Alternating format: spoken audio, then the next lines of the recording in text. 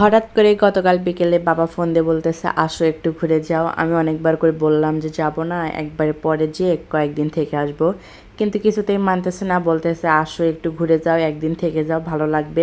Hello everyone, আসসালামু আলাইকুম। কেমন আছেন সবাই? আশা করছি ভালো আছেন। আলহামদুলিল্লাহ আমরা অনেক ভালো আছি।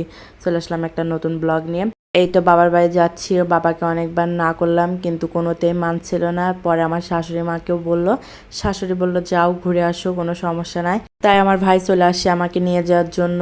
এমনিতে যদি আমি 1-2 দিন থেকে আসি তাহলে আমার ভাই নিয়ে যায়, আর যদি কয়েকদিনের মনে যায় তাহলে আমি বেশিরভাগই গাড়িতে যাই।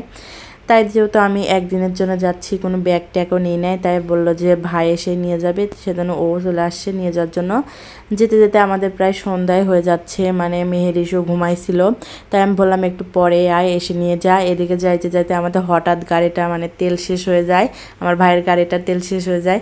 আমরা তো দুই ভাই বোন মিলে খুব হাসাহাসি করতেছিলাম যে এখন এতটা পথ কিভাবে যাব, যেহেতু আমাদের বাজার আরেকটু দূরে, তাই ভাবলাম এতটা পথ কিভাবে যাব। কিন্তু যে একটু হাঁটতেছিলাম আমরা, গাড়িটা যে একটু হাঁটিয়ে যাই, দেখি যাই নাকি গাড়িটা, কিন্তু কিছুদূর যাওয়ার পরে হঠাৎ গাড়িটা চালু হয়ে উঠলো। পরে আমার ভাই বললো যে উঠে পড়ে এখন যাওয়া যাবে।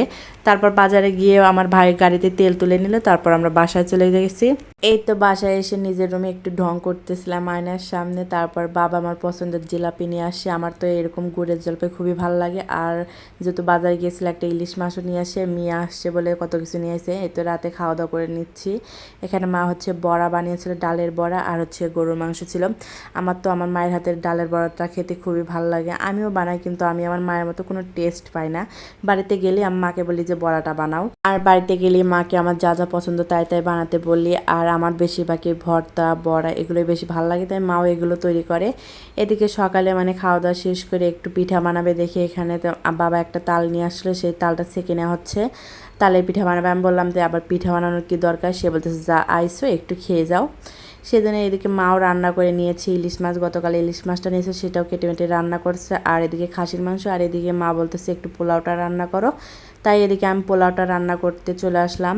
যেহেতু আমি বসেছিলাম, মেহের এসে ঘুমাইছে, তাই ভাবলাম পোলাওটা রান্না করে দিই। আর আমার নানিও আইছে, তাই বাবা একটা তাল নিয়েছে, বাবারও পিঠা খেতে মন চাচ্ছে তালে, তাই বললো যে তোমার নানি আইছে বানিয়ে দেবে নি।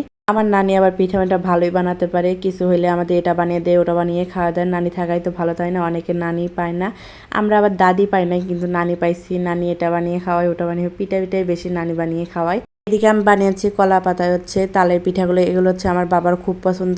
কিছু তালের দিন আসলেই বলবে যে এই পিঠাটা বানিয়ে দিতে। তাই নানি গুলিয়ে দিয়েছিল, আমি পিঠাটা একটু শেপ দিয়ে নিচ্ছি তালের পাতায়।